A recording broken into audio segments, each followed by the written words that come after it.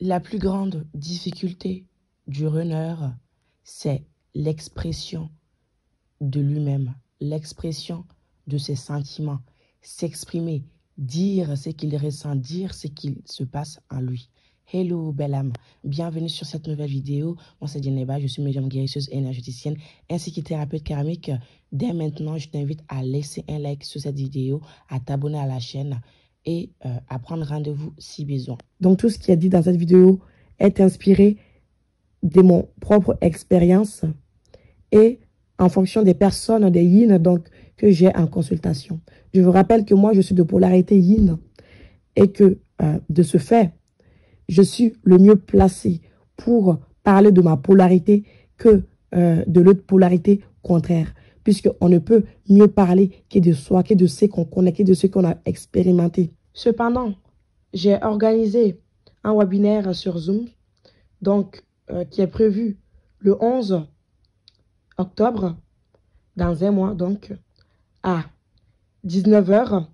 Ce Zoom va durer 2 heures.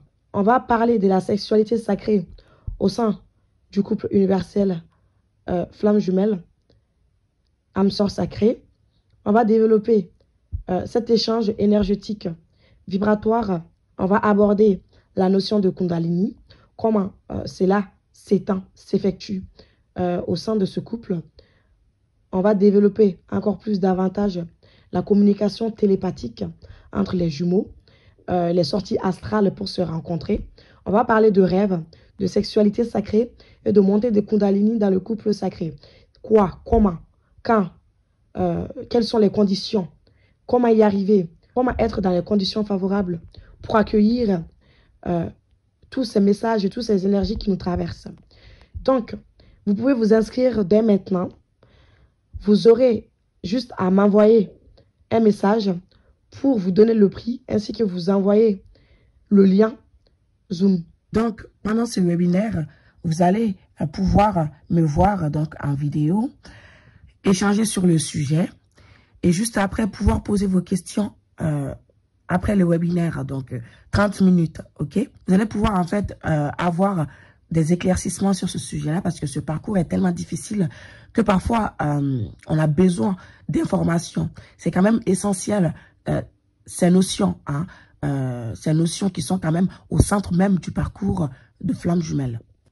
Alors, le runner étant un être sensible, a toujours eu cette difficulté en fait à exprimer ce qu'il ressent au plus profond de lui. Alors, cette difficulté provient dès l'enfance en fait, parce que dès l'enfance, depuis l'enfance, il a été stoppé dans l'expression de lui-même. C'est-à-dire que c'est quelqu'un qui ne pouvait pas s'exprimer autant qu'il veut.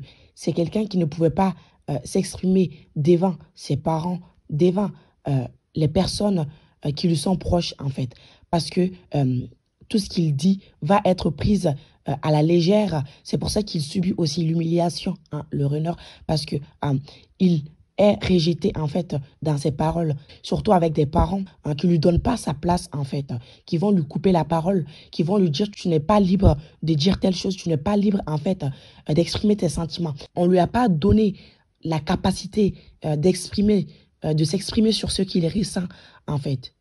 On lui a pas permis de dire ce qui se passe en lui.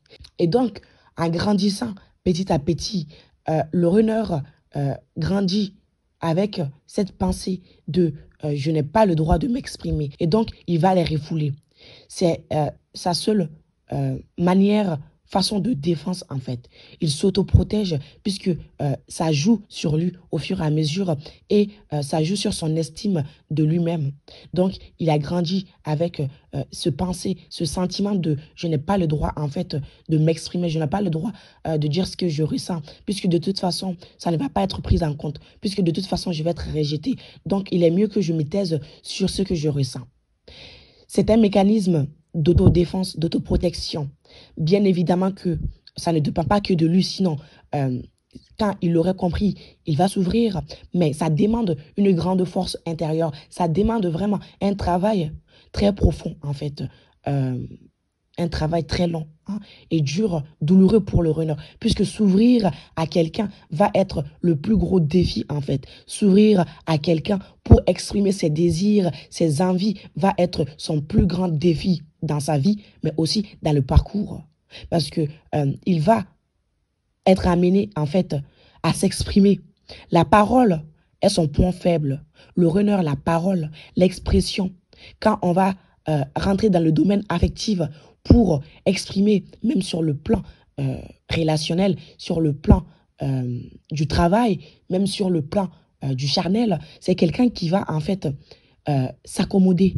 C'est quelqu'un qui va être un caméléon, qui va dire soit oui pour ne pas être amené en fait à donner son avis, qui va dire non pour ne pas en fait rentrer dans une forme de discussion qui va l'amener en fait à s'exprimer très profondément pour ne pas être rejeté. Alors, le runner sera prisonnier en fait de cette enfance difficile qu'il a vécue. C'est quelqu'un qui n'a pas eu le droit de dire un mot. En fait, il n'a pas la liberté de choisir, de dire, de s'exprimer. Et donc, il s'est renfermé sur lui-même. Son seul autodéfense, c'est le silence. C'est ce qu'il connaît. Parce que on lui a appris cela. Il a appris cela dès l'enfance. Il est très difficile de se défaire de ce qu'on a appris. Il est très difficile de se défaire de ses habitudes. Habitué, habitué, habitué. Bon, voilà. Mais quand on est habitué, ça devient notre manière de fonctionner. Quand on a un mécanisme, quand on a mis un mécanisme en place dès l'enfance, la destruction sera long et progressive et surtout douloureux. Et donc, c'est quelqu'un qui a même peur de s'exprimer, en fait. Qui a peur parce que il a cela qui est programmé en lui. Si je prends la parole, et même vous allez voir, même dans le domaine du travail, tout ce qui est prise de parole, il va fuir. Tout ce qui est prise de parole, tout ce qui est dans la foule, dans les assemblées, dans les réunions, tout ce qui est prise de parole, soit il va y arriver si il s'adapte et qu'il met le masque, parce que s'affirmer prétend et demande la parole. Pour s'affirmer, il faut dire non. Pour s'affirmer, il faut dire je ne suis pas d'accord avec ça. Je veux aussi participer à cette discussion pour donner mon avis. Et là, c'est sa grande difficulté en fait. Et donc, il sera fermé. Il ne va pas pouvoir prononcer. Il va toujours intérioriser. Par exemple, j'ai longtemps eu un problème d'expression. J'ai eu longtemps du mal à m'exprimer. Et même, tu vas le remarquer, en fait, dans les écrits du runner, dans sa manière de parler. Parfois, il va bugger, il va avoir du mal à dire un mot. Il va chercher ses mots, en fait. Il peut avoir ce problème-là. Et donc, pour s'équilibrer, il sera toujours mis face à des personnes, en fait, qui seront autoritaires. C'est-à-dire des personnes qui vont s'affirmer devant lui. Et il sera amené en fait à s'affirmer aussi, à parler. Il va attirer des personnes qui vont l'amener dans des discussions où il va devoir aussi participer. Mais il va avoir du mal en fait. Il va chercher les mots, il va chercher dans le domaine, qu'est-ce qu'il peut aborder. Et c'est comme un entraînement en fait qu'il va faire. Au fur et à mesure, il va apprendre à parler. Et pour s'ouvrir, en fait, il va s'assurer que la personne d'en face soit quelqu'un en qui il peut faire confiance, qui est sécurisant, en fait. Donc, il va s'assurer que cette personne ne soit pas quelqu'un qui va le rejeter. Donc, s'il est conscient de ce mécanisme, il va, en fait, se dépasser, se surdépasser, se dire je dois le faire, je suis capable de le faire. Et donc, de ce cas-là, il va y arriver en fait à s'exprimer. Il va plus avoir peur de s'affirmer et de s'ouvrir à la personne. Ça sera plus de communication violente en fait. Ça sera constructive puisque au fur et à mesure qu'il va parler, il va dire non, là ça va pas. Je dois apprendre en fait à reformuler. Ce n'est pas la bonne manière. Ok, comment est-ce que je peux faire passer ce sentiment sans être dans l'agressivité, sans être dans une forme de parole qui peut blesser, puisque il peut accumuler beaucoup de choses et exploser en fait s'il ne parle pas. Cependant, cette intériorisation de ses émotions a tendance à le rendre malade. C'est pour ça que vous allez remarquer que le runner est la personne le plus malade du duo.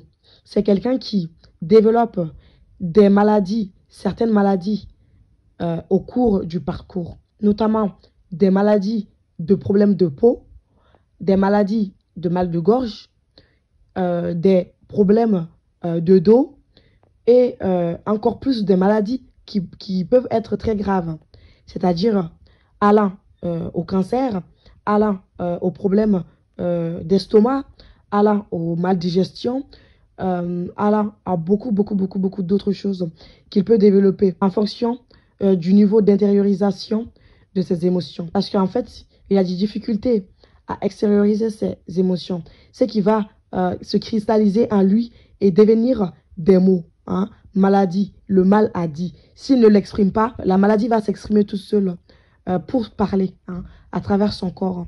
C'est pour ça que il va être amené vraiment à prêter attention à ses émotions, à les faire sortir au lieu de les refouler et les enfouir au plus profond de lui, puisque cela a tendance à le rendre malade en fait. Hein.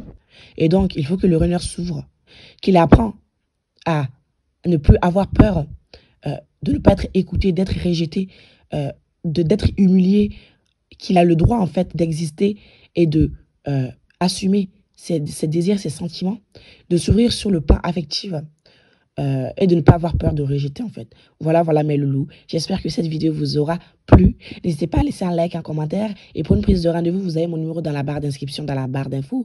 Et j'aimerais donner un dernier info. Appelez-moi juste pour des prises de rendez-vous et des informations concernant les prix et les services. Je ne pourrai pas échanger avec vous en privé puisque je suis débordé de travail. Je donne déjà assez beaucoup dans les vidéos, dans mes posts. Surtout suivez-moi sur mon compte Instagram si vous voulez rien manquer parce qu'il y a beaucoup de choses qui se passent là-bas. Et donc, mes loulous, contactez-moi juste pour les prises de rendez-vous et on se retrouve pour une nouvelle vidéo. Ciao, ciao, bisous.